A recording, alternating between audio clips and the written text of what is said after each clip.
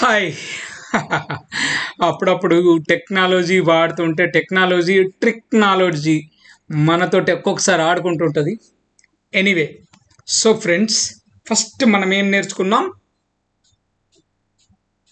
మన వేర్ హౌస్లోకి మెటీరియల్ తేవాలి అంటే పర్చేజ్ ఆర్డర్ కావాలి. సో కొనాలి అంటే ముందు ఏమేం కొనాలో తెలియాలి. అది ఎవరు చూస్తారు? Inventory clerk. ఆయన చూసిన తర్వాత ఆయన ఒక లిస్ట్ తయారు చేస్తాడు, ఈ ఐటమ్స్ కొనాలి అని చెప్పి. ఆ కొనాలి అని లిస్టును తీసుకెళ్ళి పర్చేజ్ డిపార్ట్మెంట్కి ఇస్తే పర్చేజ్ డిపార్ట్మెంట్ వాళ్ళు కస్టమర్తో అంటే సప్లయర్తో కానీ మ్యానుఫ్యాక్చరర్తో కానీ మాట్లాడి వాళ్ళు కొనడం జరుగుతుంది. ఆ కొన్న వస్తువు మనకు డెలివరీ వస్తుంది. ఆ డెలివరీ వచ్చిన దాంట్లో యాజ్ పర్ ఆర్డర్, మన వర్క్ ఆర్డర్, మనం ఏం ఆర్డర్ ఇచ్చామో పర్చేజ్ ఆర్డర్ ప్రకారం ఉన్నాయా లేదా అని చూసి మనం తీసుకుంటాం. పర్చేజ్ ఆర్డర్ ప్రకారం ఉన్నాయా లేదా అని చెప్పి చెక్ చేసుకొని తీసుకుంటాం. ఏమైనా డ్యామేజెస్ ఉంటే రిటర్న్ చేస్తాం. ఒక్కసారి మన దగ్గరికి వచ్చిన తర్వాత just we will put away, కొద్దిగా దూరం పక్కకు పెడతాం. పెట్టిన తర్వాత ఏం చేస్తామంటే ఒక దగ్గర పెట్టుకొని వాటిని లేబుల్, ఇది ఏ వస్తువు ఎక్కడికి వెళ్ళాలి, లేబుల్ విత్ బార్ కోడ్ తోటి లేబుల్ వేస్తాం. అది వేయగానే అది ఎక్కడ పెట్టాలో కూడా చెప్తుంది. సపోజ్ ఏ అయల్కి వెళ్ళాలి, ఏ షెల్ఫ్కి వెళ్ళాలి, ఏ ర్యాక్కి వెళ్ళాలి, ఏ బేకి వెళ్ళాలి, ఏ బిన్లో పెట్టాలి. ఆల్రెడీ లేబుల్లో క్లియర్గా మెన్షన్ చేసి ఉంటుంది. పలాని అయల్, పలాని షెల్ఫ్, ర్యాక్, బిన్, అన్ని details, A to Z details మన దగ్గరకు వస్తాయి. ఆ ఏ టు జెడ్ డీటెయిల్స్ రాగానే వీలైతే ఫోర్క్ లిఫ్ట్ తోటి, లేకపోతే మాన్యువల్ హైడ్రాలిక్ జాక్ ఉంటాయి, చూసిండ్రు కదా, హైడ్రాలిక్ జాక్ ఇట్లా రెండు,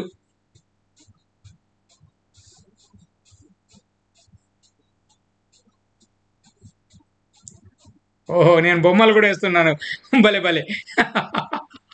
సో ఈ హైడ్రాలిక్ జాక్ తోటి లేకపోతే ఫోర్క్ లిఫ్ట్ తోటి తీసుకెళ్ళి ఎక్కడ పెట్టాలో అక్కడ భద్రంగా స్టోర్ చేస్తాం. Store in proper location as per the label ప్రకారం సేఫ్లీ, జాగ్రత్తగా. ఎందుకంటే ఎక్కడి నుంచో తీసుకొచ్చి ఇక్కడ డ్యామేజ్ చేస్తే ఎంత దారుణంగా ఉంటుంది. విదౌట్ ఎనీ డ్యామేజ్, ఏ డ్యామేజ్ లేకుండా భద్రంగా మన స్టోర్లో పెడతాం, ఇలా ర్యాకుల్లో. అర్థమైందా?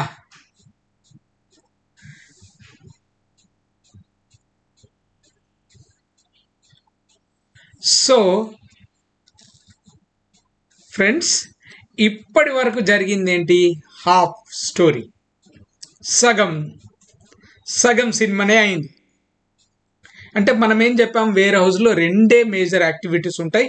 ఒకటి వేర్ హౌస్కు మెటీరియల్ తేవడం, నెక్స్ట్ వేర్ హౌస్ నుంచి బయటకు మెటీరియల్ పంపించడం.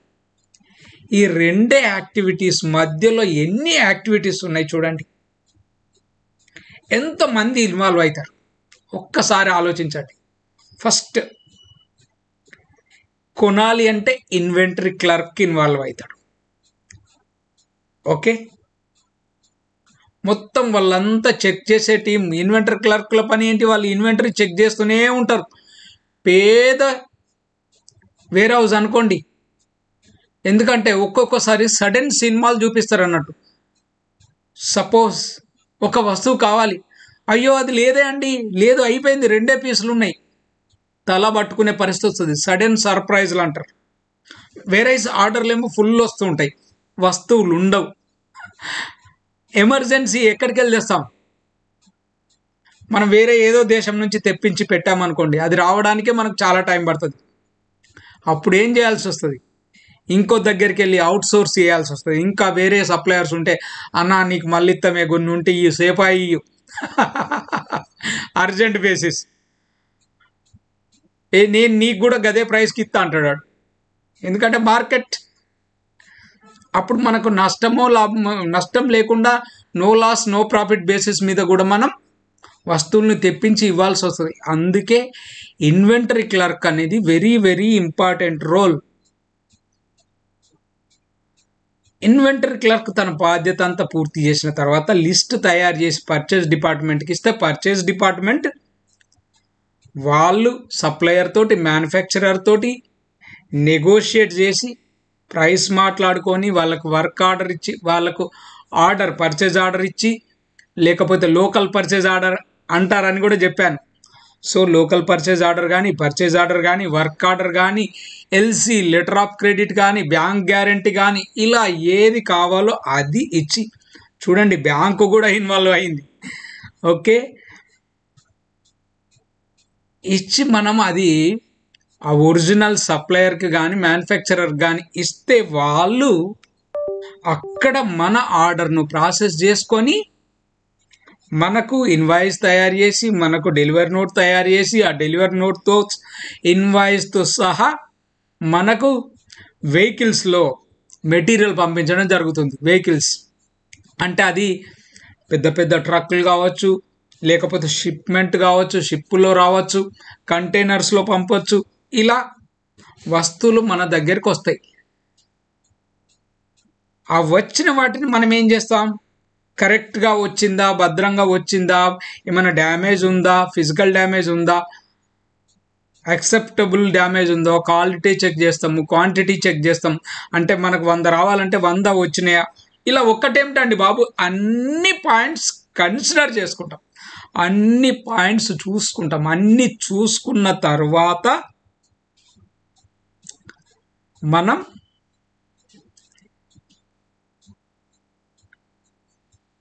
ఆ వస్తువులను రిసీవ్ చేసుకొని వాటిని ఎక్కడ పెట్టాలి, వాటికి ఎక్కడ పెట్టాలో కూడా ఏం చేస్తాం, లేబుల్ వేస్తాం. లేబుల్ వేసిన తర్వాత ఇక్కడ చూడండి, ఇది లేబులింగ్ మిషన్. ఇక్కడ ఇది లేబులింగ్ మిషన్, లేకపోతే వెయింగ్ మిషన్ లాగా కనిపిస్తుంది కదా. లేబులింగ్ మిషన్ ఏంటంటే అది టక్కన లేబుల్ వేస్తుంది, పెట్టేసి అరే బాపు నువ్వు ఇక్కడికి అని చెప్పి పంపిస్తా. సో ఇలా స్టోర్ చేస్తాం. సో ఇది ఫస్ట్ పార్ట్ ఇంతటితోటి అయిపోయింది.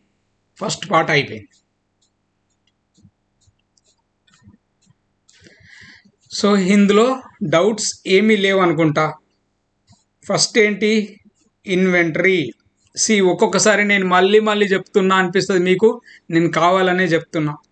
తర్వాత పిఓ, తర్వాత ఇది సప్లయర్ మ్యానుఫ్యాక్చరర్, తర్వాత వీళ్ళు ఏం చేస్తారు, డిఎన్ డెలివరీ నోట్, తర్వాత మన వేర్ హౌస్కి వస్తుంది. వచ్చిన తర్వాత మనం వేర్ హౌస్కి వచ్చిన తర్వాత రిసీవ్ చేసుకుంటాం. తర్వాత పుట్ అవే లేబుల్ వేసుకుంటాం. తర్వాత స్టోర్ చేస్తాం. ఇన్ని యాక్టివిటీస్ జరిగినాయి.